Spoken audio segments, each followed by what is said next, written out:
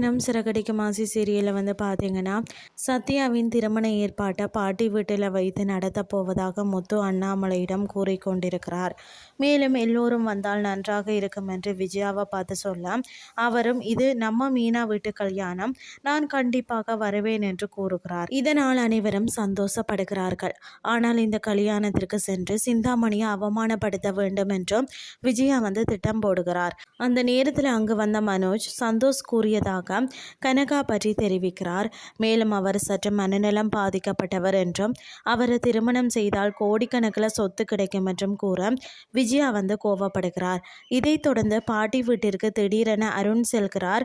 அங்கு குலதெய்வ கோயிலுக்கு செல்வதாக கூறிட்டு இங்கு எதற்காக வந்தாய், வீட்டிற்கு போகலாம் என்று சீதாவை அழைக்கிறார். அத்துடன் சீதாவின் கைகளை பிடித்து முறுக்குகிறார். இதனையும் பாட்டி பார்த்து விடுகிறார்.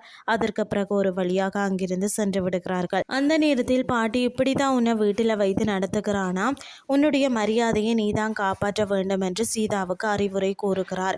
இன்னொரு பக்கம் பார்வதி வீட்டிற்கு விஜயா செல்கிறார். அங்கு ரோஹிணி இருப்பதை பார்த்து கடும் கோபத்தில் கத்துகிறார். ஆனாலும் விஜயாவிடம் பேசிய ரோஹிணி தான் விவாகரத்து கொடுப்பதற்கு சம்மதிப்பதாக தெரிவிக்கிறார். இதுதான் இன்றைய நாளுக்கான எபிசோட்.